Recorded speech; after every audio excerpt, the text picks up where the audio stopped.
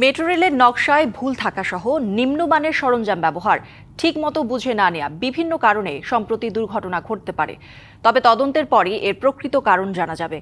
রাজধানীর উত্তরায় সংবাদ সম্মেলনে জানিয়েছেন ডিএমটিসিএল এর ব্যবস্থাপনা পরিচালক ফারুক আহমেদ।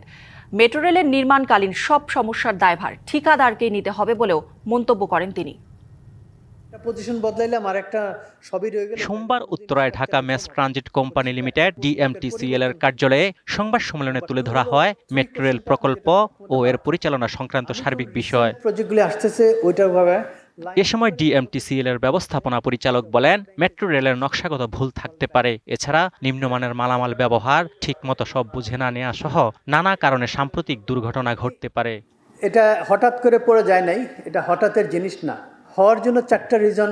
প্রবাবিলিটি হলো ডিজাইন ফল্ট হতে পারে, কনস্ট্রাক্টিবিলিটি হতে পারে, যেই জিনিসের উপরে বসাইতে বলছে, যেই জিনিস দিচ্ছে এটা হতে পারে, অথবা ওয়ার্কম্যানশিপও হতে পারে, যেই কমপ্লায়েন্সে ডিজাইন করা হয়েছিল, যেটা বলা হয়েছিল সেটা হয়তো কন্ট্রাক্টর করে নাই। দোষ তো বিয়ারিংয়ের না।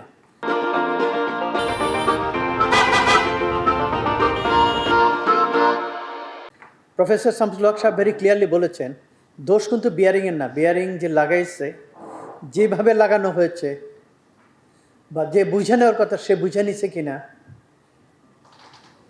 ওইগুলি আমাদের দেখতে হবে। ফার্মগেটে বিয়ারিং প্যাড পরে একজনের মৃত্যুর ঘটনায় তদন্ত চলছে জানিয়ে তিনি বলেন, দুর্ঘটনার পর কোনো বিয়ারিং প্যাড পরিবর্তন করতে হবে কিনা তা পুনরায় পরীক্ষা করে দেখা হচ্ছে। During the construction all liability should be taken by the contractor. আমরা নিজেরা ইনভলভ হয়েছি ওই ভিকটিমের সাথে, যে যতটুকু করার তার এই হসপিটাল থেকে আরম্ভ করে তার জানাজা পর্যন্ত যত আছে সহযোগিতা আমাদের টিএমটিসিএল এবং মিনিস্ট্রি থেকে উভয়ে মিলে আমরা সমস্ত কিছু অ্যারেঞ্জ করেছি। এ সময় রাজনৈতিক দল ও বিভিন্ন সংগঠনকে মেট্রো রেলের পিলারে পোস্টার না লাগানোর আহ্বান জানানো হয়।